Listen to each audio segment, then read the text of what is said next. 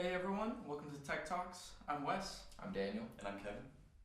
And we're going to be talking a little bit about the AWS outage that happened on October 19th and 20th this past week. Yeah. During October 19th and 20th, AWS experienced several issues with some of their key services, including DynamoDB, their NoSQL database, the network load balancer, and EC2 instances not being able to be launched, their cloud compute service. But what is AWS? AWS, or Amazon Web Services, is Amazon's cloud service that allows many companies to use the cloud. And this includes companies like Disney+, Snapchat, Reddit, Apple Music, and even Amazon.com. Most of these companies encountered issues during the period of October 19th to 20th, since Amazon experienced an outage in their US East 1 region, located in Northern Virginia. One of the key impacts of this is that it took down lots of the internet, since AWS powers about a third of the internet. This had impacts on people who used 8-sleep beds, which are internet-connected beds, and their beds were overheating. Amazon Alexa devices failing to register alarms or wake people up, and even Ring lock devices that didn't let people into their own homes. Let's discuss some of the more impact of this issue. Mm-hmm. Yeah, for the impact, it's important to note that the outage lasted for over 12 hours. And in the tech world, that is a long time for nearly a third of the internet to be without, going down. One expert claimed that due to the inability for millions of workers to do their job, that the revenue loss could amount into hundreds of billions of dollars. So that's one of the major impacts of the AWS outage.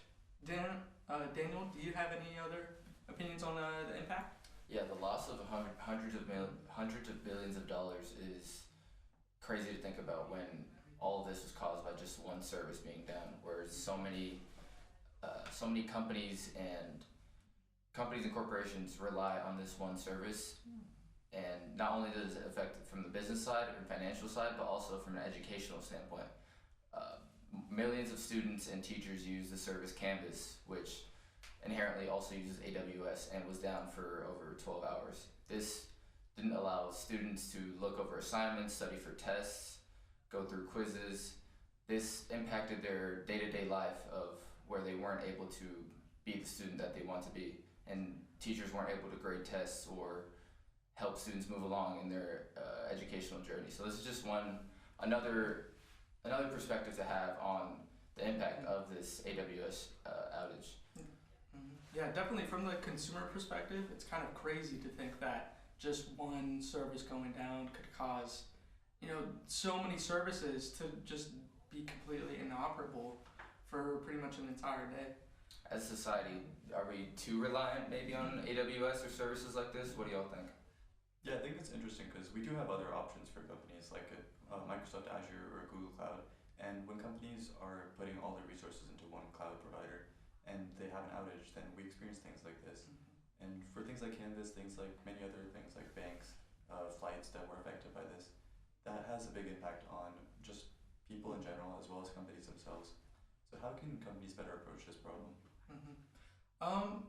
Yeah, I think it's definitely important to consider who the responsibility of this lies on, like the companies who choose to use AWS as their services, or AWS for providing an inconsistent service that has these issues.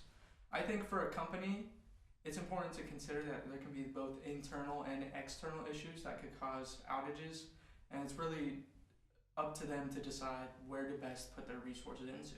They could look into a multi-cloud, using different services, using Microsoft Azure and AWS, but that does require a lot of resources from the company, when those could better be spent towards fixing internal issues.